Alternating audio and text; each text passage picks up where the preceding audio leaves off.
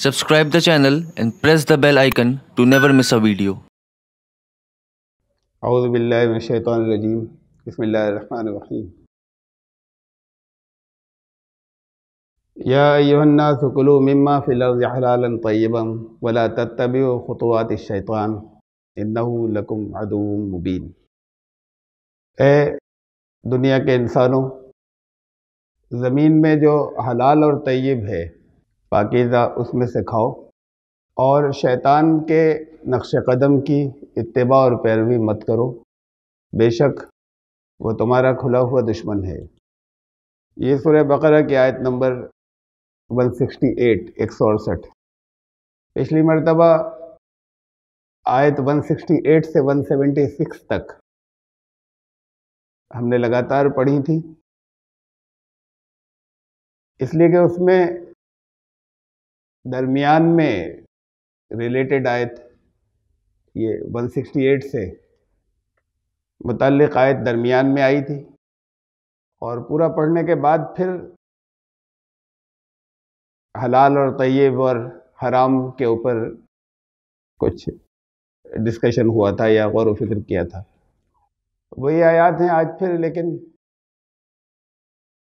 ایک بار چونکہ آپ دیکھ چکے اس سلسلے کو، تو اس میں سے میں نے صرف یہ 2 آیات چھانٹ لی ہیں، بلکہ 3۔ تو ترتیب ہم اس طرح سے، چونکہ وہی درس کنٹینیو ہو رہا ہے، آیت نمبر 168 سے متصل سے متعلق اس کے مضمون کی جو آیت ہے وہ اس کے بعد میں نے لے لی ہے، تو ادھر سے آیت نمبر 168 172 اور 173 کا،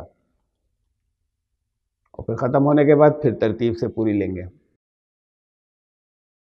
اس لیے کہ قرآن میں ایسا ہوتا ہے کہ ایک بات کہی جاتی ہے، اس میں کوئی ایک پارٹ یا جزوی بات ایک آتی ہے، اس پر کوئی کامنٹ یا تبصرہ ہوتا ہے۔ کبھی کبھی ایسا ہوتا ہے بٹوین دی لائنز جنہیں کہتے ہیں، بین السطور میں، کہ ایک بات میں سے بات نکل آئی، اس پر کوئی درمیان میں ہدایت دی گئی۔ کبھی ایسا ہوتا ہے اور اس کے بعد پھر دوبارہ پچھلی آیت سے سلسلہ جڑتا ہے۔ کبھی ایسا ہوتا ہے کہ ایک بیچ میں کامنٹ کوئی آ جاتا ہے، تبصرہ، کوئی چیز بیان ہو رہی ہے، اب درمیان میں ایک کامنٹ اور تبصرہ آ گیا، تھوڑی دور تک چلا، پھر پچھلی آیت سے کنٹیکسٹ یا پرسنگ سیاق و سباق لے لیا۔ تو یہاں پر بھی اس آیت کے ساتھ میں درمیان میں کوئی ایک بات کہی اس کے سلسلے میں 169 70 71 میں، اور پھر 172 میں پھر یہی مضمون آیا اسی سے ریلیٹڈ، تو ہم نے انہیں اکٹھا کر لیا ہے، اس لیے کہ بہت اہم، حلال و حرام کا بہت اہم موضوع ہے۔ اہم میں اس وجہ سے کہہ رہا ہوں، سارے ہی موضوع اہم ہوتے ہیں قرآن کے، لیکن اہم میں اس وجہ سے کہہ رہا ہوں کہ اس کے سلسلے میں جو ذہنوں میں تصورات ہیں، خاص طور سے ہم مسائل چونکہ فقہ سے لیتے ہیں عام طور سے سارے لوگ، تو اس میں بہت سی چیزیں ایسی آتی ہیں کہ جنہیں ریوائز کرنے کی ضرورت ہے، اور حلال و حرام کے موضوع کو کمپریہنسولی، اس کو ٹھیک سے سمجھنے کی پورا اکٹھا ضرورت ہے۔ ایک تفصیل گزر چکی پچھلی مرتبہ، اے دنیا کے انسانوں، حلال اور طیب کھانا، اور طیب میں نے بتایا تھا کہ اسے کہتے ہیں کہ جس سے حواس، ہماری اندریاں، یہ سینسز جو ہے ہمارے ہیں، ان کو بھی خوشی حاصل ہو، ان کے لیے بھی وہ خوشگوار ہو، اور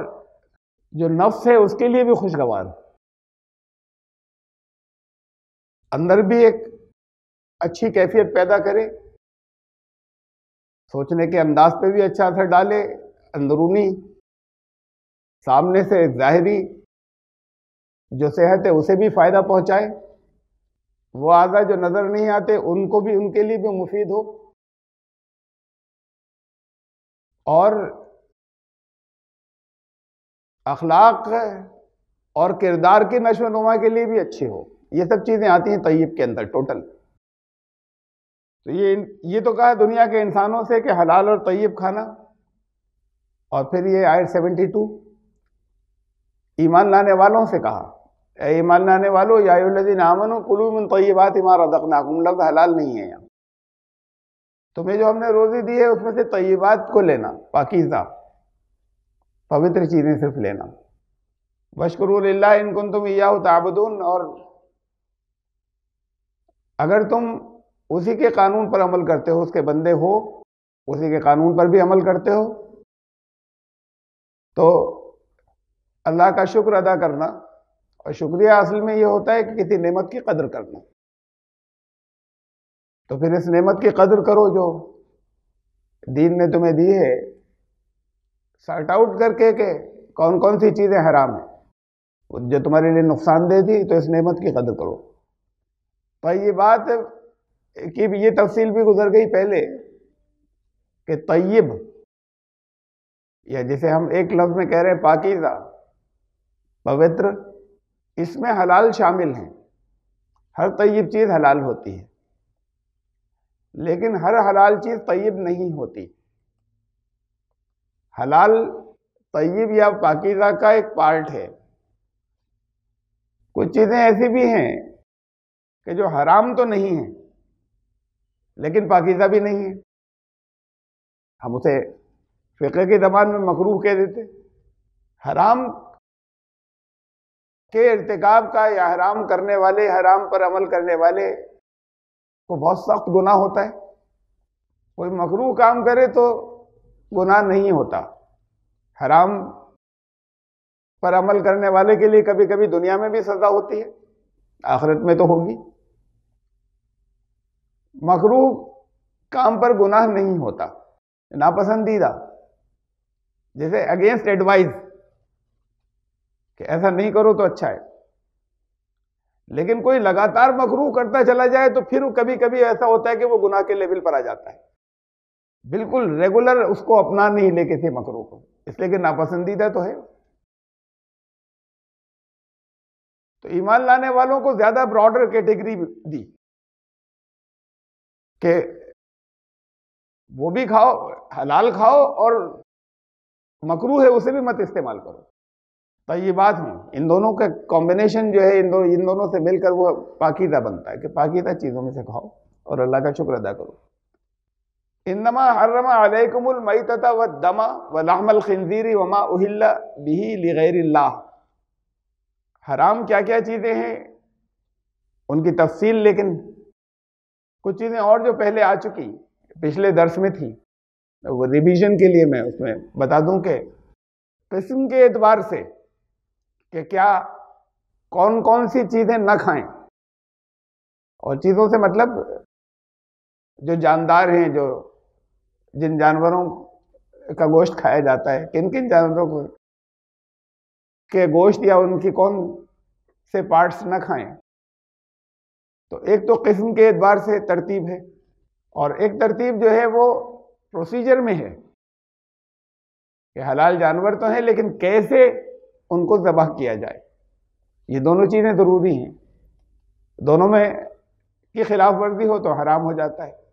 پھر دو حدیثیں میں نے رکھی تھی پچھلی مرتبہ آپ کے سامنے، دو حدیث، ایک حدیث کا مفہوم تو یہ تھا کہ حلال واضح ہیں، کلیئر ہیں، اور حرام بھی کلیئر ہیں، ان کے درمیان میں بہت سی چیزیں ہیں جن سے روکا نہیں گیا ہے،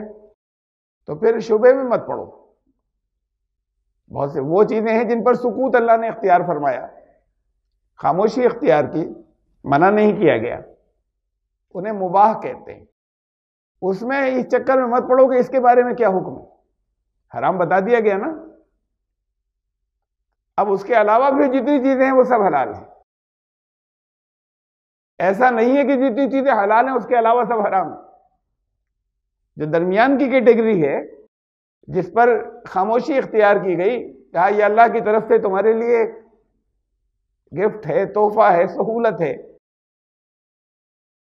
اس میں بحث میں مت پڑو، اس کے بارے میں قریب میں مت پڑو کہ یہ دیکھ لو جی، اس لیے کہ حرام کی لسٹ لمبی نہیں ہے، بہت چھوٹی سی ہے، کہا کہ اللہ نے بتا دیا بعد،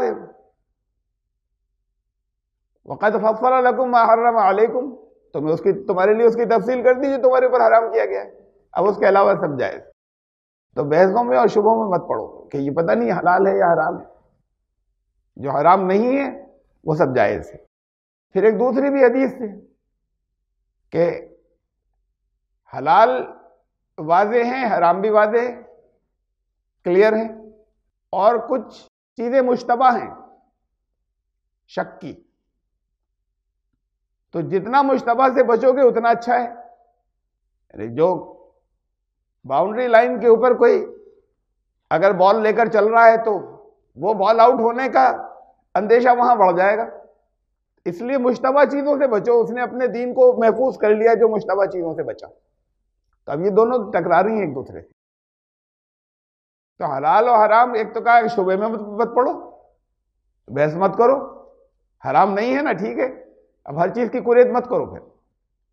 اب دوسری حدیث آ رہی ہے سامنے کہ یہ کچھ چیزیں حلال ہیں کچھ حرام، درمیان میں وہ چیزیں جن پر شبہ ہے، تو جو شبے سے بچ گیا اس نے اپنے دین کو زیادہ محفوظ رکھا۔ ان میں سے کون سی مانے؟ یہ دونوں الگ الگ کنٹیکسٹ کی ہیں، ان چیزوں کے اعتبار سے کہ کیا حلال ہے اور کیا حرام، اپنے قسم کے اعتبار سے۔ اس میں تو شک میں مت پڑو، جو حرام نہیں ہے وہ سب جائز ہے، اس میں ویسے مت کرو، اپنے لیے زندگی تنگ مت کرو، لیکن اس کو ذبح کرنے کا طریقہ، اس سلسلے میں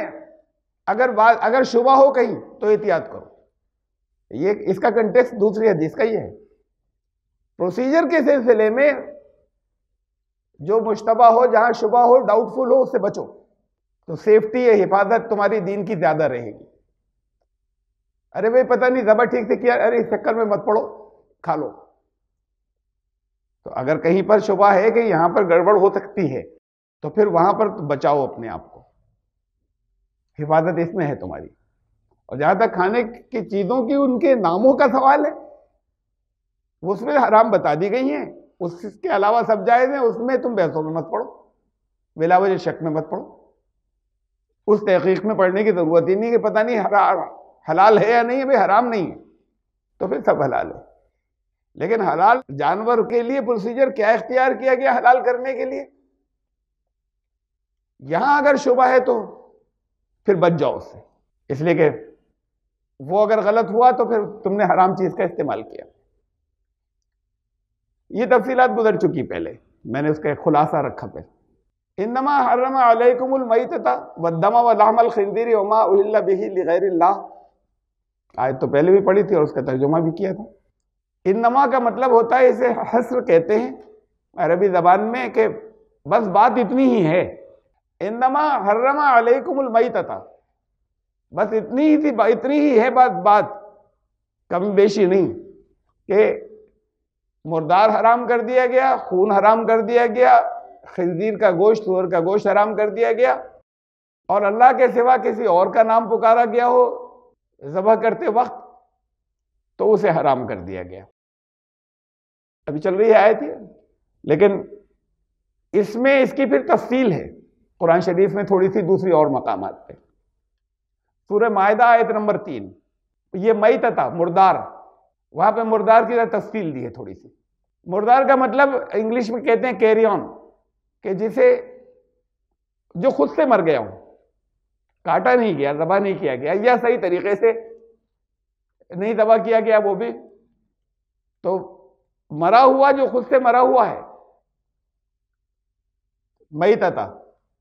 اس کے لیے اور تفصیل سورہ مائدہ کی آیت نمبر 3 میں ہے، 5ویں سورت آیت نمبر 3، المنخنقۃ والموقوذۃ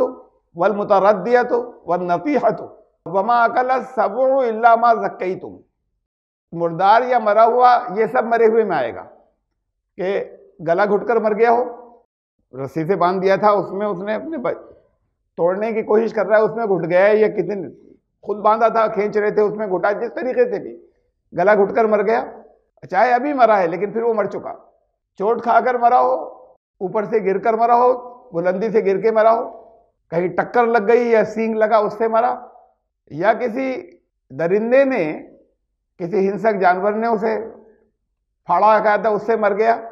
اس کا بچا ہوا گوشت تھا اس کا کھایا ہوا، یا اس کا بچا ہوا نہیں تھا اس نے مارا تھا مر گیا؟ ہاں اس وقت تک اگر سوائے اس کے کہ اس نے پکڑا تھا، اس نے اس کا شکار تھا، لیکن جب تمہارے ہاتھ آیا تو زندہ تھا تو ذبح کر لو، لیکن اس سے پہلے اگر مر گیا ہے تو یہ مردار کی تفصیل میتۃ جو ایک لفظ آیا قرآن شریف میں، ان 4 چیزیں حرام، یہ 4 جگہ 4 آیات کے اندر ہیں، ان میں سے یہاں ایک اس کی تفصیل میتۃ کی ہے کہ یہ سب مرے ہوئے میں آئیں گے۔ کامن سینس سے بھی معلوم ہے لیکن تفصیل کر دی قرآن نے۔ خون، اس آیت میں کہا دمن مسفوحن، ایک چیز اور ساتھ میں، خون حرام ہے، خون کو پکا کر کھایا نہیں جا سکتا۔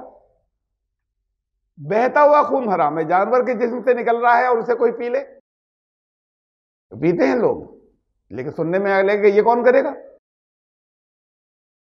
بہت بڑی تعداد میں پیتے ہیں، جو بلیاں کو چڑھاتے ہیں ان میں سے پیتے ہیں لوگ۔ وہاں گڑھی مائی میں تو بہت پیا جاتا ہے، وہاں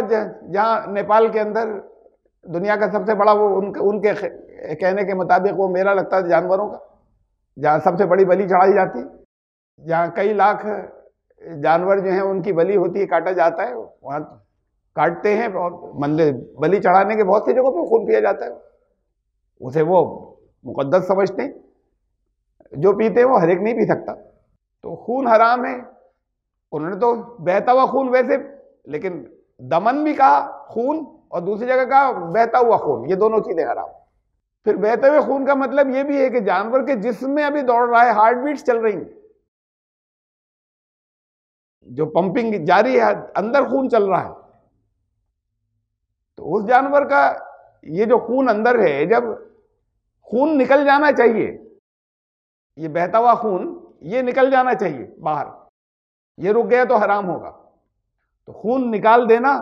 ضروری ہے۔ اب اندر جو کچھ اس کے بعد وہ بہتا ہوا نہیں بچا، جو تھوڑا بہت لگا رہ گیا کہیں بینز میں، کہیں گوشت کے اوپر،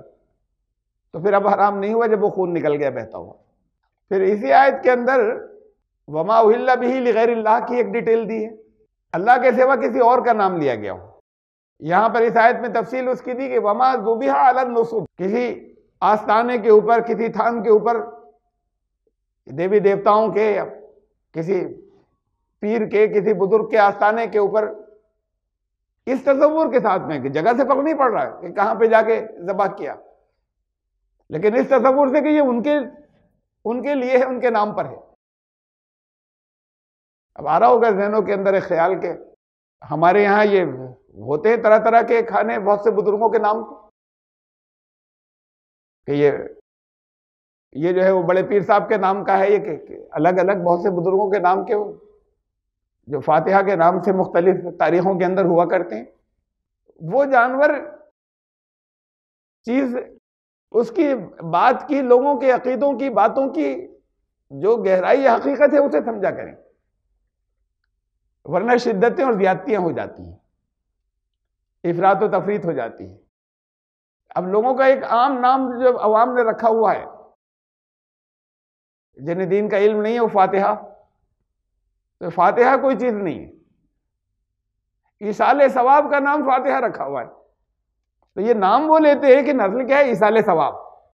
سوال اگر کوئی یہ کرے کہ فاتحہ درست ہے یا نہیں ہے، تو سوال یہ ہے، آپ اسے سوال کو کنورٹ کر دیے کہ ایصال ثواب درست ہے کہ نہیں، وہ انہوں نے یہ نام رکھ لیا ہے۔ اب اس کے بعد اس کا طریقہ آتا ہے کہ فلاں بزرگ کے نام پر، اس کے پیچھے ذبح کرنے کے پیچھے نیت کیا تھی؟ اللہ کے نام پہ ذبح کیا تھا یا ان بزرگ کا بسم اللہ اللہ اکبر کہہ کے اللہ کے نام پر کیا تھا، یا ان بزرگ کے نام پر کیا تھا؟ بھائی عقیقہ آپ کرتے ہیں، عقیقے کو تو بہت سے زیادہ تر لوگ جانتے ہیں کہ بچے کا نام رکھا جاتا ہے پہلے، پھر عقیقہ ہوتا ہے، اور اس میں نیت یہ ہوتی کہ اس بچے کے عقیقے کے لیے اسے ذبح کر رہا ہوں، تو بچے کے نام پر تھوڑی ذبح کیا، اللہ کے نام پر ذبح ہوا، نیت یہ ہے کہ اس بچے کے عقیقے کے لیے یہ قربانی ہے، یہ نیت ہے ساتھ میں، بچے کا تصور ذہن میں ہے، بچے کا نام بھی لیا گیا، لیکن اللہ اکبر کہہ کے ذبح کیا، اور نیت ارادہ یہ پوچھے تو کہ اللہ کے لیے، اللہ کے نام پر کیا۔ تو اب اگر جہالت اتنی ہو جائے کہ وہ اللہ کا نام نہیں لیا جائے اور بڑے پیر صاحب کے نام، تو پھر وہ حرام ہو گیا۔ لیکن اگر اللہ کے نام کے اوپر ذبح کیا گیا ہے اور اس کو بولی بھی کہہ دیا گیا ان کے نام کا، عام زبان میں کہہ دیا گیا ان کے نام کا، تو پھر وہ ایصال ثواب ہے۔ غلط ہے، اس کی اصلاح ہونی چاہیے جو کچھ کہتے ہیں، لیکن اصل اس کی حقیقت کیا ہے اس کے پیچھے، کہ وہ ایصال ثواب اس کی نیت ہے، جس کو ان کے یہاں بولی بدل گئی فاتحہ، ایصال ثواب نیت ہے اور اللہ کے نام پر کیا تھا، یا کیا ہی انہی کی خوشنودی حاصل کرنے کے لیے۔ ایک تو یہ کہ ان کو اجر پہنچے، ایک ان کی خوشنودی ملے گی، اور ان کے ہی نام پر ذبح کیا اور اللہ کا نام آیا نہیں درمیان میں۔ یہ تصور بھی ذہن میں نہیں ہے کہ ذبح تو اللہ ہی کے لیے ہوگا، اللہ کے نام پر ہوگا، تو پھر وہ حرام ہو گیا۔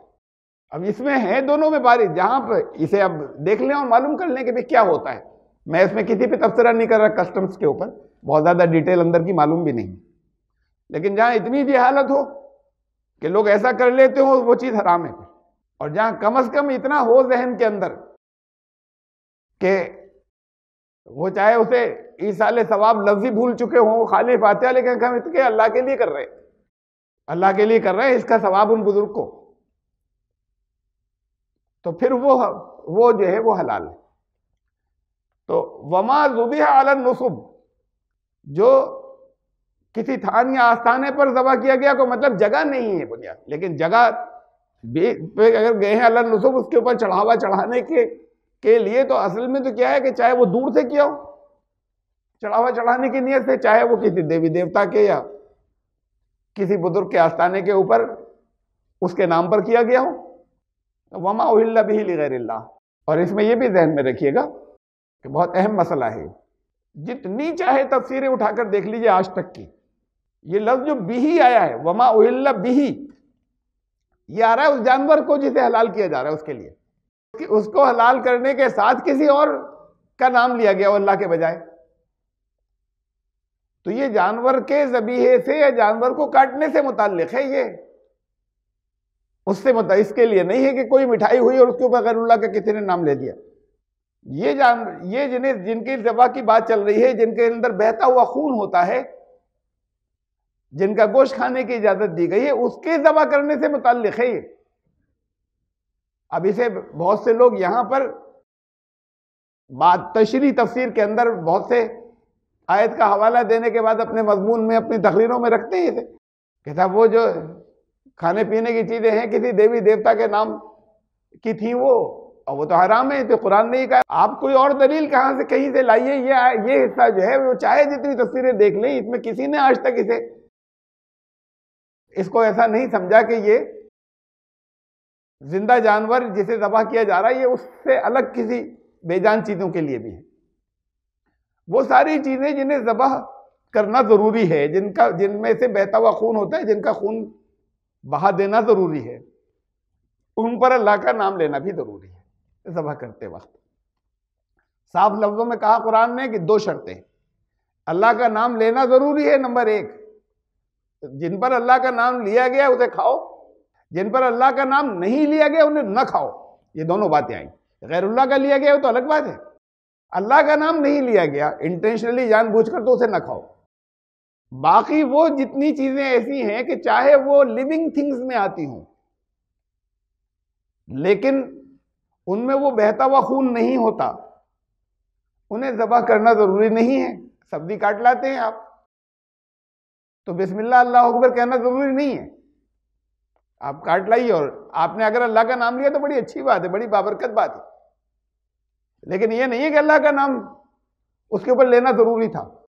اللہ کا نام نہیں لیا تو بھی کوئی بات نہیں، جس نے نہیں لیا کوئی بات نہیں، اور اگر کسی نے غیر اللہ کا نام لیا کاٹتے وقت، کوئی نہیں لیتا، کوئی باغبان ہو یہ لوگ بھی کاٹتے وقت کوئی غیر اللہ کا نام نہیں لیتے، لیکن وہ اناج جو ہوتا ہے نا منڈی میں اس کی پوجا کر کے لاتے ہیں یہاں پر مارکیٹ میں، منڈی میں وہ اناج کی پوجا کر کے لاتے ہیں۔ پہلے بھومی پوجن ہوتا ہے، پھر وہ اس کے بعد وہ بوائی کے اوپر طرح طرح کی پوجائیں اس کھیتی پر ہوتی ہیں، اور اس کے بعد جب کٹ کر تیار ہو گیا تو لانے سے پہلے اس کے اوپر پہلے پوجا ہوتی پھر آتا ہے۔ اور 80% سے زیادہ کسان جو ہیں وہ ہندو ہیں، کچھ اگر 20% مسلمانوں کا، 20 سے کم ہی ہے مسلمان، تو اگر 10% مسلمانوں کا بھی ہوا تو وہ سب ایک میں شامل ہوتا ہے وہاں منڈی میں. یہ نہیں ہوتا کہ یہ ادھر والا حصہ جو ہے وہ ان کا خلیل صاحب کا ہے, وہ جو کسان ہے ان کا ہے, اور ادھر والا جو ہے یہ رامداس کا ہے کہ بھئی وہ والا چاہیے گیہوں, جو وہ چکن خان والا گیہوں دے دو ہمیں. تو یہ وہاں کوئی نام نہیں ہوتا, یہ تو سب مکس ہے. تب حرام ہو گیا نا سارا. اچھا جب تک نہیں معلوم تھا, جب یہ معلوم ہو کسی کو, یہ تو سب مکس ہو جاتا ہے. پوجا کر کے لائیں تب تو حرام ہو گیا. دالیں بھی حرام, گیہوں بھی حرام, چاول بھی حرام, ہر چیز حرام ہو گئی. اسلام ایسے زندگی پہ قید نہیں لگاتا, ضرورت ہی نہیں تھی. وہ غیر اللہ کا نام لے کر آئے ہیں, آپ اللہ کے نام پر کھائیے. تو وہ تمام چیزیں جنہیں ذبح کرنا ضروری نہیں ہے ان پر اللہ کا نام لینا بھی ضروری نہیں ہے. کسی نے غیر اللہ کا لے لیا تو بھی کوئی بات نہیں, تم اللہ کا نام لے کے کھاؤ, زندگی ختم ہو جائے گی. شرط ہی نہیں تھی, رکھی ہی نہیں تھی. یہ ذبیحے کے لیے رکھا تھا کہ اس میں پھر تحقیق بھی کر لینا, اس میں شک والے معاملے میں مت کھانا کہ وہ ٹرین میں اگر کھانا سرو ہو رہا ہے تو, اگر پلین میں کھانا سرو ہو رہا ہے تو, اگر یہ شبہ ہے کہ اس پر تو اللہ کا نام نہیں لیا گیا ہوگا, چاہے غیر اللہ کا نہ لو, لیکن اللہ کا نام نہیں لیا گیا ہوگا, تو اسے نہیں کھاؤ. شبے کی بات ہے, کسی نے یہ ہوا کہ نہیں ٹھیک ہوتا ہے, تو وہ خالی ٹھیک ہوتا کہہ دینے پر نہیں, آپ کی 100% صحیح تحقیق ہو تو ٹھیک ہے, ورنہ سیف یہ ہے کہ نہ کھائیے. اور جہاں تک چیزوں کا سوال ہے قسم کا کہ فلاں چیز حلال ہے یا حرام, تو اس میں شبے میں پڑھو. ہر چیز جو حرام ہے اس کے علاوہ ہر چیز جائز. حرام چیزیں تھوڑی سی بتا دی گئی. تو وما اہل بہ لغیر اللہ کی تفصیل آ گئی. اب ایک اور بہت اہم اس میں حلال و حرام کے سلسلے میں ایک, جیسے آپ ٹاپک کہہ لیں, یہ ایک سرخی ہے, ایک شیرشک عنوان,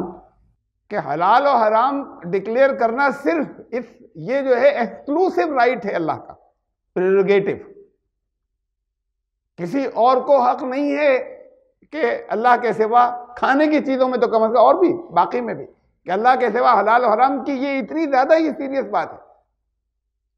یہ ہر چیز کو حرام قرار دے دیا, حرام قرار حرام لکھ دیا, جن چیزوں کو منع کیا اسے بھی حرام لکھ دیا, ترجموں میں حرام لکھ دیا, حرام تمام فقہ کے اندر چیزیں بھری پڑی ہیں.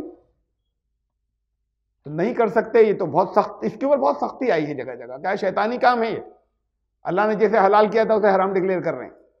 دیکھیے یہی آیت جو ابھی گزری, آیت نمبر 3, یہ ذرا کافی لمبی آیت, طویل, اس کے کچھ پارٹس تفصیل کے لیے آپ کے سامنے میں نے رکھے تھے. اسی آیت کا ایک اور حصہ ساتھ میں, یہی جو آیت تھی کہ تمہارے اوپر حرام کر دیا گیا مردار اور خون اور خنزیر کا گوشت اور وہ جو غیر اللہ کے نام پر ذبح کیا گیا ہو, یہ سب تمہارے لیے حرام ہے. اسی آیت میں آگے چل کر یہ کہا گیا الیوم اکملت لکم دینکم واتممت علیکم نعمتی ورضیت لکم الاسلام دینا. یہ ایک ہی آیت چل رہی جس میں یہ کہا گیا. اور اس کے بارے میں اکثریت کی تحقیق یہ ہے علماء کی کہ آخری آیت تھی جس کا نزول ہوا ہی میدان عرفات کے اندر, عرفہ کے دن رسول اللہ صلی اللہ علیہ وسلم پہ نازل ہوئی کہ اب دین مکمل ہو گیا, یہ قرآن کی آخری آیت نازل ہو گئی. آج تمہارے لیے اللہ نے تمہارا دین مکمل کر دیا, ساری نعمتیں تم پر کمپلیٹ کر دی, اور تمہارے لیے اسلام کو دین کی حیثیت سے پسند فرمایا. دین مکمل ہو گیا. مکمل ہو جانے کے بعد کوئی چینج آئے گا؟ مکمل آ جانے کے بعد اس میں کوئی مکمل ہی نہیں کہا جائے گا. پھر اگر اس کے بعد چینج کی گنجائش ہوگی تو پھر تکمیل نہیں ہوئی. وہ جو 4 چیزوں کو مختلف جگہوں پہ قرآن میں اور جگہ 4 آیات کے اندر جنہیں حرام کہا گیا ہے, اس میں سے اس آیت کے اندر اور تھوڑی سی تفصیل دے دی گئی کہ مردار کا کیا کیا مطلب ہے. کسی غیر اللہ کے نام پر ذبح کرنے کے اور تفصیل درستی دے دی گئی, تھوڑی اور تفصیل بتا کے کہا اب ہو گیا دین مکمل, الیوم اکملت, آج تمہارے لیے تمہارا دین مکمل ہو گیا. تو اب اس کے بعد کوئی گنجائش نہیں بچ رہی ہے. یہ سیم آیت کا حصہ ہے, الگ آیت نہیں ہے, اسی آیت کا جس میں وہ حرام بتائے تھے. اب دین تمہارا ہو گیا مکمل, تو اب اس میں کچھ چھونے کی گنجائش نہیں ہے کہ کوئی اور کچھ ایڈ کر دے یا کوئی اس میں سے کچھ نکال دے. ایک لسٹ اور آ گیا تو پھر دین میں ترمیم ہو جائے گی, چینج آ جائے گا. کیا مطلب ہوا؟ اللہ نے جن چیزوں کو حرام قرار دیا, اب رسول اللہ صلی اللہ علیہ وسلم بھی اس میں ایڈ نہیں کر سکتے, اس میں نہیں بڑھا سکتے. اگلی آیت اس سے فوراً اس کے بعد اگلی آیت کے اندر وہی سلسلہ چل رہا ہے. یسألونک ماذا احل لہم, تم سے جب یہ سوال کریں کہ حلال کیا ہے تمہارے لیے, قل, تو کہہ دینا احل لکم الطیبات، طیبات ساری تمہارے لیے حلال ہیں، اب دین ہو چکا مکمل۔ یہ آیت پہلے بھی میں نے رکھی تھی، لیکن اس کو دوبارہ ریوائز کر لیجئے، پچھلی دفعہ آئی تھی، بہت اہم بات ہے۔ سورہ انعام کی آیت ہے 145، قل لا اجد فیما اوحی الی محرما علی طاعم یطعمہ، کہہ دو کوئی بھی کھانے والا جو کچھ بھی کھاتا ہے اس میں تم یہ کہہ دو، یہ پہلا خطاب تو رسول اللہ صلی اللہ علیہ وسلم سے ہے نا، کہ تم یہ کہہ دو لوگوں سے، آپ سے بھی ہے لیکن سب سے پہلے حضور صلی اللہ علیہ وسلم کو خطاب، تم اپنے لوگوں کو یہ بتا دو کہ کوئی کھانے والا بھی اگر کوئی چیز کھاتا ہے تو اس میں میں تو میرے اوپر جو نازل ہوا ہے وہی آئی ہے، اس میں مجھے کوئی بھی چیز حرام نہیں میں پا رہا، کوئی کھانے کی چیز مجھے حرام نہیں مل رہی سوائے اس کے، اب گنا دی نے الا ان یکون میتۃ، وہی چار چیزیں، سوائے اس کے کہ وہ مردار ہو، او دمن مسفوحا، بہتا ہوا خون ہو، اور وہ آگے جو آپ کو اور گنائی تھی، یہ ڈاٹ سائن لگا دی، وہی چار چیزیں گنا دی کہ مجھے اس کے علاوہ کوئی چیز حرام جو میری طرف وہی بھیجی گئی ہے اس میں نہیں ملتی، کھانے پینے کی چیزوں میں۔ اللہ نے فرمایا رسول اللہ صلی اللہ علیہ وسلم سے تم لوگوں سے کہہ دو، تو رسول اللہ صلی اللہ علیہ وسلم کے انٹرفیئرنس کی گنجائش نہیں بچتی ان چار چیزوں کے بعد۔ یہ اتنے صاف لفظوں میں جب یہ کہلوا دیا گیا، وہ تو تھی ہی آیت، اب دین ہو گیا مکمل، اب کوئی اس میں کوئی ٹچ نہیں کرے گا،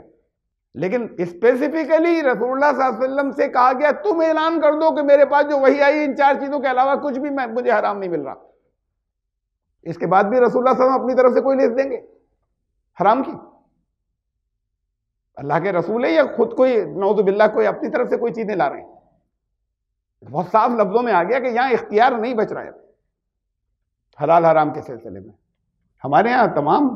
کتنے علم والوں نے اختیار لے رکھا ہے، ہر چیز کو پٹ سے حرام کہہ دیتے ہیں۔ دیکھیے کوئی مکروہ ہو سکتی ہے، دیکھیے کوئی اور اس میں برائی ہو سکتی ہے، ناپسندیدگی کی طرح طرح کی چیزیں ہو سکتی ہیں، کوئی اور کیٹیگری ہوگی، لیکن حرام نہیں کہہ سکیں گے۔ اس کے بعد جب رسول اللہ صلی اللہ علیہ وسلم سے کہہ دیا کہ کہہ دو میرے پاس جو وحی آئی ہے مجھے کچھ نہیں مل رہا ہے اس کے علاوہ، پھر رسول اللہ صلی اللہ علیہ وسلم کے اختیار کی حلال و حرام قرار دینے کے معاملے میں ان کی رینج کیا ہے، حدود ان کے اختیار کی، یعنی کتنا بچتا ہے اختیار کے۔ دیکھیے سب سے پہلی چیز تو وہ آیت تو گزر چکی، کہا کہ کہہ دو کہ میرے پاس جو وحی آئی مجھے ان چار چیزوں کے علاوہ کچھ حرام نہیں مل رہا۔ سورہ تحریم کی پہلی آیت، یہ اس کا حصہ ہے شروع کا، یا ایھا النبی لم تحرم ما حل اللہ لک، اے نبی تم اسے حرام کیسے کر سکتے ہو جو اللہ نے تمہارے لیے حلال کیا ہے۔ دوسروں کی بات تو الگ کہ دوسروں کو کوئی لسٹ دے دیں کہ فلاں فلاں چیزیں حرام ہیں، تو منع کر دیا پہلے ہی کہ تم کہہ دو میرے پاس وحی میں کچھ بھی حرام نہیں اس کے علاوہ۔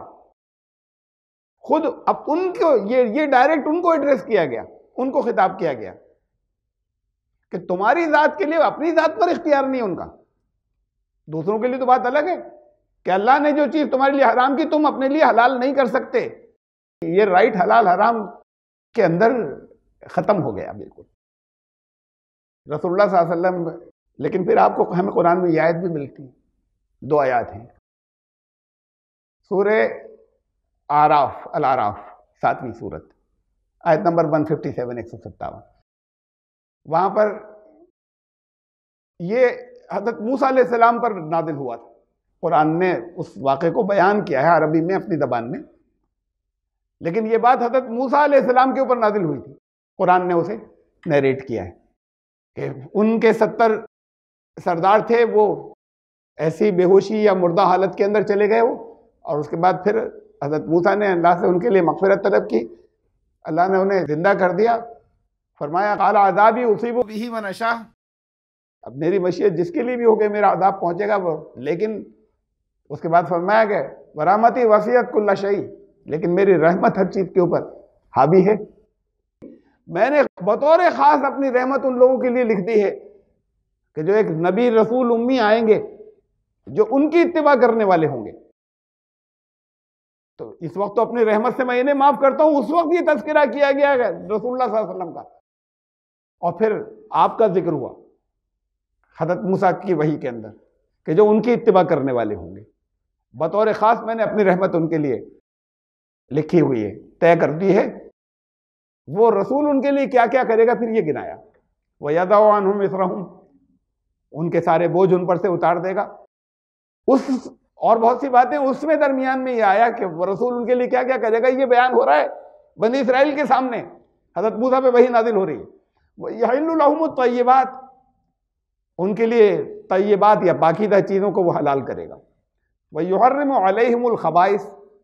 اور خبیث چیزوں کو ان کے لیے حرام کرے گا۔ اب آگے ایک بات کہ رسول حرام کرے گا، رسول حلال کرے گا، رسول حرام کرے گا، قرآن کے اندر آئی۔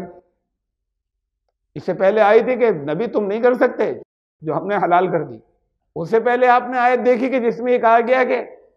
تم یہ اعلان کر دو کہ ان 4 چیزوں کے علاوہ کچھ بھی میں حرام اپنے اوپر آنے والی وحی میں پاتا ہی نہیں۔ اب وہ تو بہت بات ایک فائنل ہوگی کہ ڈسکریشن ختم حلال حرام میں رسول اللہ صلی اللہ علیہ وسلم کا، اپنا اختیار نہیں بچ رہا۔ لیکن پھر یہاں اس آیت کے اندر بات یہ آ رہی، کہا ہی جا رہا ہے کہ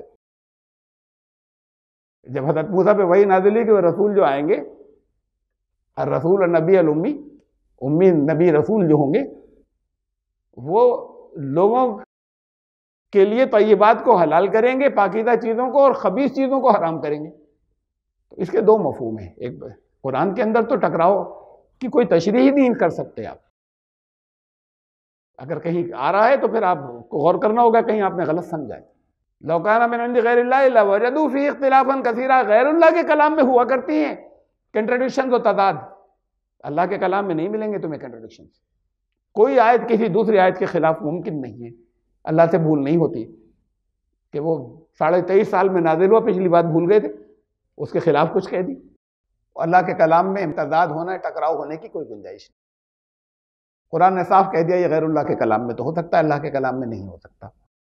تو پھر جب یہ بات فائنل ہو چکی اتنے صاف لفظوں میں کہ تم اعلان کر دو کہ کچھ نہیں، اب میں ہاتھ نہیں لگا سکتا،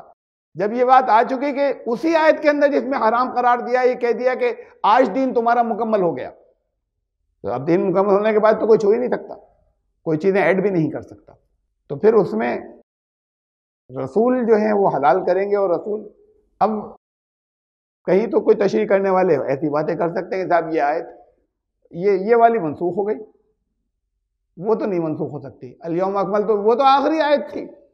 نازل ہونے والی، تو پھر یہ منسوخ ہو گئی ہوگی۔ یہ بھی آپ جانتے ہیں، بڑی تفصیل کے ساتھ میں جانتے ہیں، قرآن کا ایک شوشہ بھی منسوخ نہیں۔ یہ منسوخ تو لوگوں نے اس لیے سمجھ رکھا ہے کہ جگہ جگہ ان کو محسوس ہوتا ہے کہ کہیں کنٹراڈکشن و تضاد ہے، اپنے سمجھ استعمال کرو، تم اپنی ایسی کوئی تشریح کر ہی نہیں سکتے جو کسی محکم واضح صاف جس کا کوئی دوسرا مطلب نہیں نکالا جا سکتا، اس کے خلاف اگر کسی دوسری آیت کی جس کے اندر گنجائش ہو کے 2 مطلب لے سکتے ہیں، آپ اس کا مطلب اس کے مطابق لیں گے، وہ جو محکم آیت ہے جس کا صرف ایک مطلب نکلتا ہے اس کے خلاف نہیں لے سکتے۔ اگر کوئی پہلو ایسا نکلتا ہے جو اس کے خلاف جا رہا ہے اسے ڈراپ کر دیں گے کہ یہ نہیں ہے۔ تو اس کا پھر مطلب کیا ہے؟ وہ یحرم علیہم پہلے خبائث سمجھ لیجیے، خبیث کیا ہے۔ اصل میں قرآن لایا تو طیبات کے مقابلے میں ہے جگہ جگہ، اس کو طیبات کا الٹا، جو طیب نہیں ہے تو خبیث طیب نہیں ہوتا، لیکن خبائث جو ہیں وہ حرام تو ہیں، اسے ایسے ہی معلوم ہوا یحرم علیہم الخبائث، ان کے لیے ساری خبیث چیزیں حرام کر دے گا، تو اس کا مطلب ہر حرام چیز خبیث ہے۔ لفظ خبیث کے جو بھی مطلب ہو، لیکن آپ خبیث ہی سمجھیے، انتہائی برید، بہت بھیانک، بے حد ناپاک، ہر حرام چیز جو ہے وہ بے حد ناپاک ہے، بہت ناپاک ہے، لیکن ہر خبیث چیز جو ہے وہ حرام ہے، لیکن طیبات جو ہیں اس میں حرام بھی ہیں اور مکروہ بھی ہیں، خبیث میں مکروہ شامل نہیں، خبیث صرف حرام کے لیے آیا،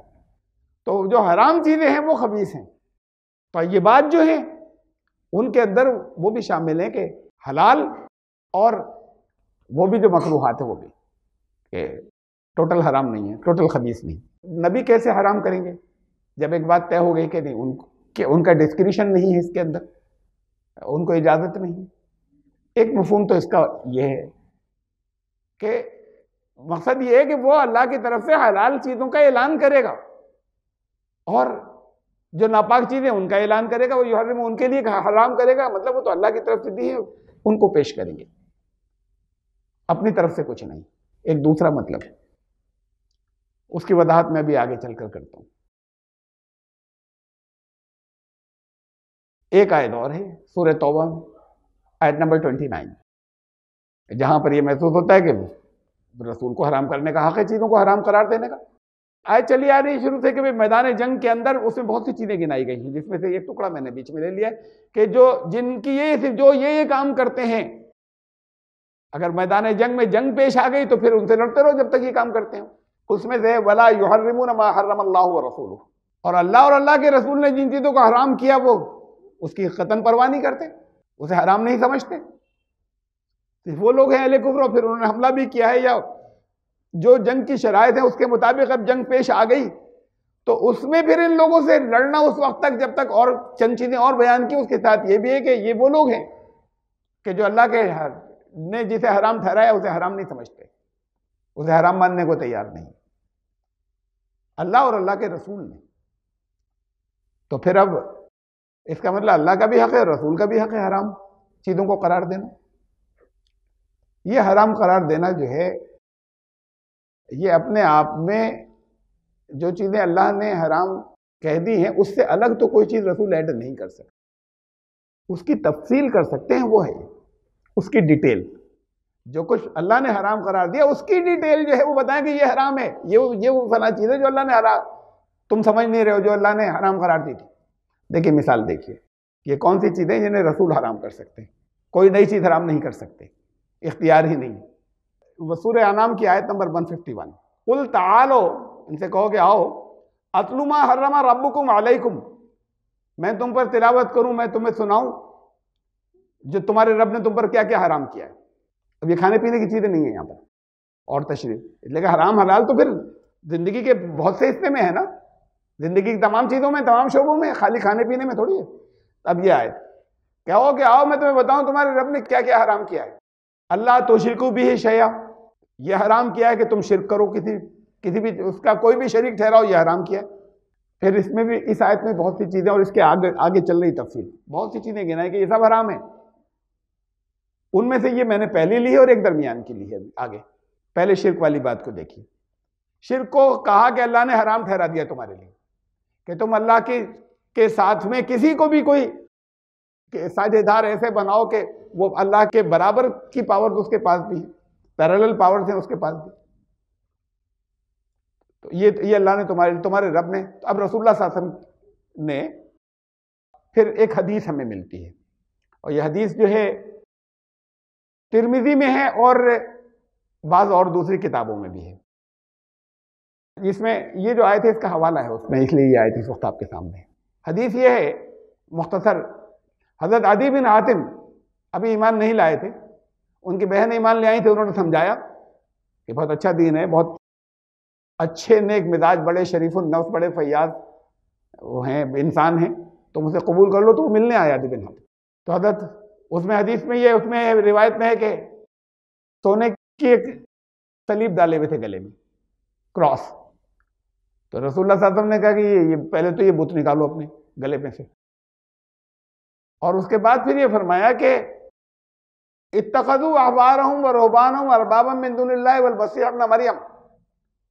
اس آیت کی تلاوت فرمائی۔ یہ پوری آیت ہے جس کا یہ درمیان کا حصہ ہے کہ وہ لوگ جو ہیں، ان کے جو علماء شریعت اور علماء طریقت یہودیوں کے، یہ احبار جو ہیں یہ علماء شریعت ہیں یہودیوں کے، اور رہبان وہ ہیں وہ علماء طریقت یا وہ جو سنیاس لے لیتے ہیں یا جو گوشہ نشینی اختیار کرتے ہیں۔ تو ان کے یہ جو دونوں طرح کے عالم ہیں یا دونوں طرح کے جو ان کے مذہبی بزرگ ہیں، وہ انہوں نے اللہ سے ہٹ کر اپنے اور بہت سے رب بنا رکھے ہیں، اور مسیح ابن مریم کو بھی رب بنا رکھا ہے۔ اہل کتاب دوسرے گروپ نے، ان کے اہل کتاب کے دوسرے گروپ نے مسیح ابن مریم کو بھی رب بنا رکھا ہے۔ تو رسول اللہ صلی اللہ علیہ وسلم نے یہ تلاوت کیا اور پھر فرمایا حضرت عدی بن حاتم سے، وہ الفاظ یہ ہیں کہ یہ درمیان کا میں نے چھوڑ دیا، ڈاٹ ڈاٹ ڈاٹ میں یہی ہے کہ وہ آیت جتنا میں نے آپ کو بتایا ڈاٹ میں یہ ہے جو ابھی بتا دیا آپ کو۔ پھر فرمایا کہ آپ نے فرمایا کہ وہ لوگ ان کی پرستش نہیں کرتے، پوجا نہیں کرتے۔ یہ جو ہے نا اربابا من دون اللہ اربابا، کہ انہوں نے دوسرے رب بنا رکھے، ان لوگوں ان کے علماء نے دوسرے رب بنا رکھے، ان کے علم والوں نے۔ تو رسول اللہ صلی اللہ علیہ وسلم نے فرمایا کہ یہ بس سمجھنا اس آیت کا مطلب کہ ان کی پوجا کرتے ہیں. تم کہو کہ نہیں وہ تو نہیں بنا رکھے، تو وہ ان کی پوجا تو نہیں کرتے، پرستش تو نہیں کرتے، لیکن جب وہ لوگ یہ ان کے جو علماء شریعت و طریقہ جب کسی چیز کو حلال کہہ دیتے ہیں تو لوگ اسے حلال مان لیتے ہیں بغیر کسی اور تحقیق کے، چاہے وہ اللہ کے کلام سے ٹکراتا ہو. اور جب وہی چیزوں کو حرام بھی ٹھہراتے ہیں، جس چیز کو انہوں نے حرام کہہ دیا وہ حرام فائنل ہو گئی اب، اور لوگ اسے حرام مان لیتے ہیں. تو ان کا یہ ہے دوسرے رب ٹھہرانا، اللہ کے سوا کسی دوسرے کو رب ٹھہرانا شرک ہے یا نہیں ہے؟ تو پھر شرک کی تفصیل بتائیے کہ رسول اللہ صلی اللہ علیہ وسلم نے کہا یہ بھی حرام ہے. اب یہ حرام ایک حرام نیا قرار نہیں دیا،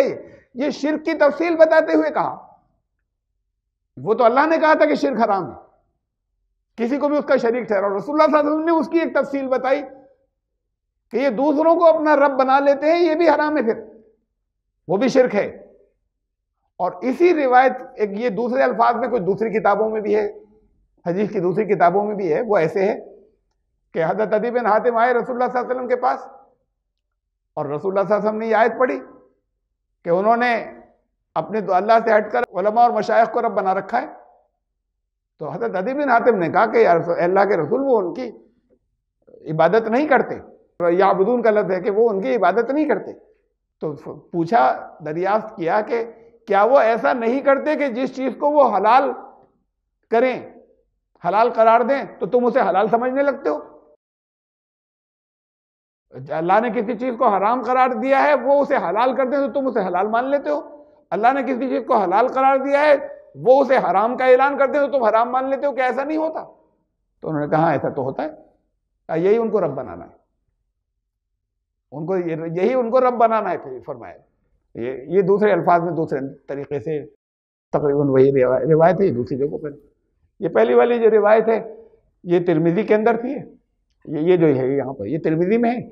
اور اس کی تحقیق میں بعض لوگوں نے کہا ضعیف ہے یا جیسا بھی ہے، لیکن اس کی تحقیق جو ابھی قریب کے دور کے امام البانی جو ہیں، وہ چونکہ بہت بڑے محقق مانے جاتے ہیں اور تقریباً تمام حدیث کے ذخیرے کی انہوں نے تحقیق کی، تو انہوں نے اس حدیث کو حسن قرار دیا ہے، اس لیے اس کی تحقیق یہ ہے. اب ایک دوسری مثال، وَلَا تَقْرَبُوا الْفَوَاحِشَ مَا ظَهَرَ مِنْهَا وَمَا بَطَنَ، فحش چیزوں کے پاس، بے شرمی کی چیزوں کے پاس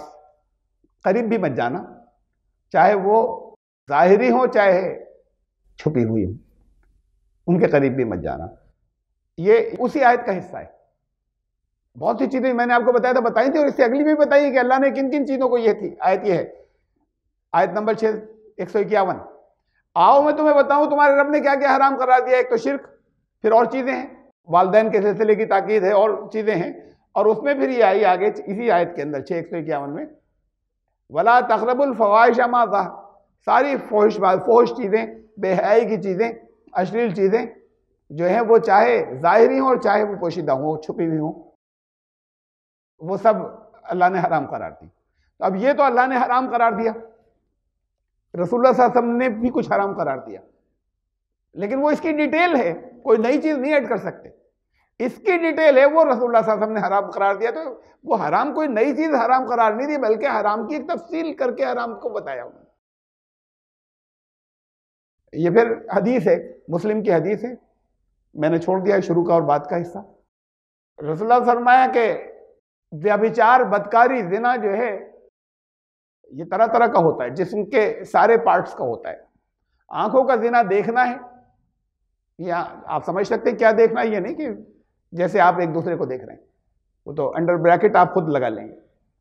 کانوں کا زنا سننا ہے، کیا سننا، اسے آپ اپنا بریکٹ لگا لیجئے بہت واضح طور پر.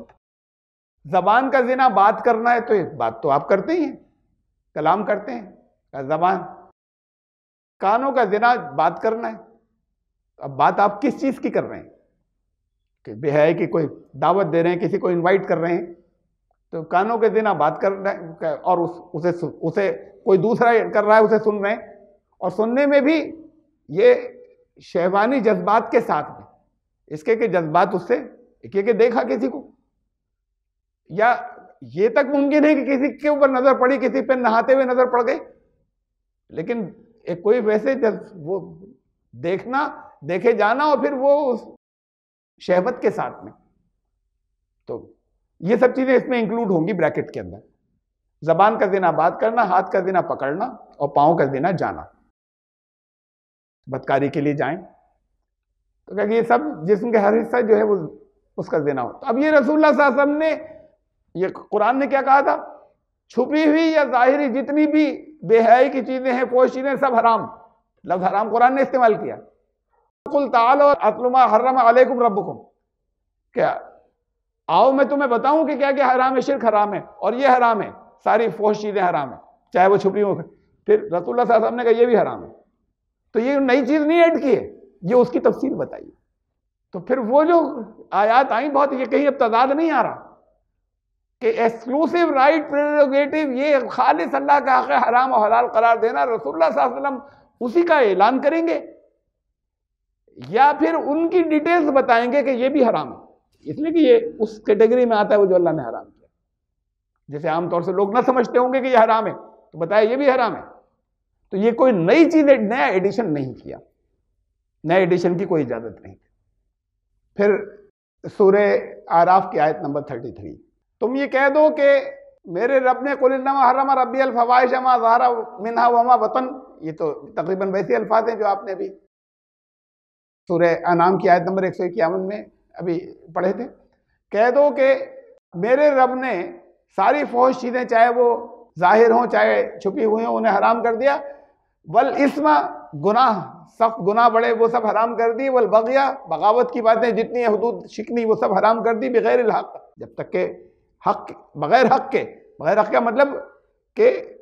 اب کہا جائے کہ نہیں اس حد سے آگے جاؤ، حکم دیا گیا ہے، اس کے علاوہ پھر تمہیں رائٹ نہیں ہے. جس جگہ پہ کہا گیا ہے انسان کی جان لینا، کہا کہ من قتل نفسا بغیر نفس او فساد فی الارض، تو جان لینا ان دو باتوں کے علاوہ کہ اس نے فساد کیا ہو زمین میں یا کسی اور کا مرڈر کیا ہو، تو پھر اس کی جان لی جا سکتی ہے. تو یہ اس جگہ پر یہ خود بتا دیا کہ اب تمہیں حق دیا جا رہا ہے کہ تم جان لے سکتے ہو. اگر حملہ کرنے کوئی آئے تو وہ فساد کر رہا ہے، تمہیں حق دیا جا رہا ہے کہ تم اب جان لے سکتے ہو. تو بغیر حق کے یہ حق صرف اللہ طے کرے گا. تو بغیر حق کے جو کوئی ایسا کرتے ہیں، وَأَن تُشْرِكُوا بِاللَّهِ، اور شرک کرتے ہیں، مَا لَمْ يُنَزِّلْ بِهِ سُلْطَانًا، اور رائٹ ان کو اللہ نے کوئی سند نازل نہیں کی، اللہ نے کوئی سند نازل نہیں کی. وَأَن تَقُولُوا عَلَى اللَّهِ مَا لَا تَعْلَمُونَ، اور اللہ پہ وہ باتیں کہتے ہیں جو اللہ نے فرمائی نہیں. اللہ کے اوپر وہ باتیں رکھتے ہیں، ان کو علم نہیں ہے. اور جگہ جگہ کہ فلاں بات تو قرآن میں ہے. ارے بھائی کس جگہ ہے قرآن میں؟ وہ لوگوں نے کچھ بھی سن رکھی ہے، وہ ہوتا کہ فلاں بات تو قرآن میں ہے، اللہ نے فرمائی. تو یہ فرمایا، یہ حرام کر دیا اللہ نے تمہارے اوپر یہ کہنا کہ فلاں بات اللہ نے فرمائی، جب تک تمہیں اس کا صحیح علم نہ ہو. تو اب یہ تم دوسروں سے سن کر بھی مت کہو، اس کے دیکھ لو، ٹھیک سے تحقیق کر لو، یا آخری درجے کا یقین ہو کہ بالکل صحیح ہے، کوئی غلطی ہونے کا چانس نہیں. تو کوئی چیز اگر اللہ نے نہیں فرمائی ہے اور تمہیں اس کا صحیح علم نہیں ہے، تو یہ بھی حرام ہے کہ تم یہ کہو کہ اللہ نے فرمایا. تو رسول اللہ صلی اللہ علیہ وسلم کے بارے میں تو اس بات کا سوال ہی پیدا نہیں ہوتا تھا کہ اللہ نے کوئی چیز فرمائی اور رسول اللہ صلی اللہ علیہ وسلم اسے بائی پاس کر دیں، یا اللہ کی طرف سے بھئی جو کچھ بھی آ رہا ہے تو اللہ کے پاس سے تو ان کے پاس آ رہا ہے. تو پھر وہ کہیں کہ پھر یہ میں حرام کر رہا ہوں کا مطلب اللہ نے کروایا حرام مجھ سے. کہا جو چیز تم نہیں کر سکتے، جو چیز اللہ کے اوپر وہ چیز نہیں رکھ سکتے جو اللہ نے نہیں کی، تو یہ تو حرام ہے. خود حرام، غلط حرام قرار دینا حرام ہے. کسی چیز کو حرام قرار دینا یعنی اللہ کی طرف سے ہوگی وہ بات، کسی چیز کو حرام قرار دینے میں غلطی کر جانا جو ہے یہ بھی حرام ہے. تمہیں صحیح علم ہونا چاہیے، یہ بغیر علم کے یہ حرام مت کرنا کہ حرام کہنے لگو تو وہ بھی حرام ہے. قل من حرم زینۃ اللہ التی اخرج لعبادہ والطیبات من الرزق، کون حرام کر رہا ہے ان چیزوں کو جو زینت کی ہیں، اللہ نے اپنے بندوں کے لیے نکالی ہیں، روزی کی پاکیزہ چیزیں بھی، اور وہ ساری چیزیں جو زینت کی ہیں، سجاوٹ کی ہیں، اچھی لگتی ہیں، لوگ کر رہے ہیں، حرام نہیں کہہ سکتے. تو کوئی فضول خرچی کہہ لو، طرح طرح کی کچھ اور باتیں ہو سکتی ہیں اگر ہو رہی ہے تب. لیکن اگر کوئی اچھے طریقے سے رہنا چاہتا ہے، اللہ نے دیا ہے، تو تم کون کہتے ہو، تم میں سے کون ہے جو اسے حرام کر رہا ہے؟ یہ اتنی سخت باتیں ہیں. پھر یہ ایک دو حدیثیں اور رسول اللہ صلی اللہ علیہ وسلم نے فرمایا کہ یہ اللہ تعالیٰ یہ فرماتا ہے، یہ حدیث قدسی ہے. حدیث قدسی اسے کہتے ہیں جس میں رسول اللہ صلی اللہ علیہ وسلم یہ کہیں کہ اللہ تعالیٰ نے یہ فرمایا. تو یہ مسلم کی، صحیح مسلم کے اندر یہ حدیث قدسی ہے کہ اللہ تعالیٰ فرماتا ہے کہ میں نے اپنے سبھی بندوں کو دین حنیف پر پیدا کیا، لیکن شیطانوں نے ان کے دین سے ہٹا دیا اور ان پر ان چیزوں کو حرام کر دیا جن کو میں نے ان کے لیے حرام کیا تھا۔ یہ شیطانوں کا کام ہے، یہ خود رسول اللہ صلی اللہ علیہ وسلم نے کہ یہ شیطانوں کا کام ہے کہ اللہ نے کوئی چیز کو حلال کیا ہے اور اسے کوئی حرام کر دے۔ یہ شیاطین کرتے ہیں۔ میں نے تو بالکل صحیح راستے پر لوگوں کو اس پر نہیں پیدا کیا تھا، یہ شیاطین آئے اور انہوں نے یہ کام شروع کر دیا کہ میں نے جو چیز حلال رکھی ہے اسے انہوں نے حرام ڈکلیئر کرنا شروع کر دیا۔ پھر اب وقت ہو گیا، اس موضوع کے اندر یہ اتنی چیز اور ہے پھر کہ اہم باتیں ہیں، اور اصل میں اور بھی ہے جس کا میں نے پچھلی بار بھی ذکر کیا تھا، تو پھر انشاءاللہ آئندہ ہمیں تو چلائیں گے۔ کون ذبح کر سکتا ہے؟ عیسائی کر سکتا ہے یا نہیں کھا لیں گے یا نہیں کھا لیں گے؟ آتش پرست کوئی پارسی کر سکتا ہے یا نہیں کر سکتا؟ کوئی ہندو مذہب کا ماننے والا، بدھ مت کا ماننے والا ذبح کر سکتا ہے یا نہیں کر سکتا؟ یا صرف مسلمان کے ہاتھ کا جائز ہے؟ ابھی تک تو شرط یہ تھی نا کہ جس پر اللہ کا نام لیا اسے کھانا۔ آپ کوئی بدھ مت کا ماننے والا کہے میں نے لیا تھا اللہ کا نام، اچھا آپ کے سامنے کرے، پیچھے نہیں کہے، آپ کے سامنے وہ آپ اسے یاد کر، اور یاد کیا مطلب کتنے آپ کو آ کے آپ سلام بھی کرتے ہو، کلمہ بھی سناتے ہیں، تو دوسرے مذاہب کے ماننے والے تو اسے بسم اللہ اللہ اکبر معلوم ہو اتنا سا، وہ کہے بسم اللہ اللہ اکبر کہہ کے آپ کے سامنے وہ ویسی صحیح اسی طریقے سے ذبح کر دے جیسے آپ کرتے ہیں۔ وہ تھا بدھ مت کا ماننے والا وہ۔ تو اب بات خالی یہ نہیں کہ کون کون سے جانور کھائے جا سکتے ہیں، جانور کے کون سے اجزاء پارٹس کھائے جا سکتے ہیں، اور پھر کس حالت میں کیسے ذبح کیا جائے، یہ تھی۔ اب یہ کون ذبح کرے، کس کے ہاتھ کا ذبیحہ حلال ہے یا کس کے ہاتھ کا حلال نہیں ہوگا، تو پھر زندگی رہی تو یہ آئندہ، اور ابھی پھر وہ حصہ تو باقی میں نے پچھلی بار بھی کہا تھا اور آپ کے ذہنوں میں ہوگا، میں نہیں بلکہ خاص طور سے مینشن بھی کر دیا تھا ذہن میں جس کے نہ ہو، کہ یہ 4 چیزیں حرام ہیں۔ تو پھر وہ بلی ہے، وہ گیدڑ ہے اور لومڑی ہے، یہ سب کدھر ہیں؟ تو کیا یہ حلال ہیں؟ اور قرآن نے کہا کہ رسول سے کہا کہ یہ کہہ دو کہ مجھے تو کچھ بھی ان چیزوں کے علاوہ حرام نہیں مل رہا۔ تو ان کی حیثیت کیا ہے، رسول اللہ صلی اللہ علیہ وسلم کی احادیث اس سلسلے میں کیا ہیں، اور ہیں احادیث ہیں، تو انشاءاللہ اسے بھی ڈسکس کریں گے، آئندہ زندگی رہی تو آئندہ جمعے کو۔ سبحان اللہ۔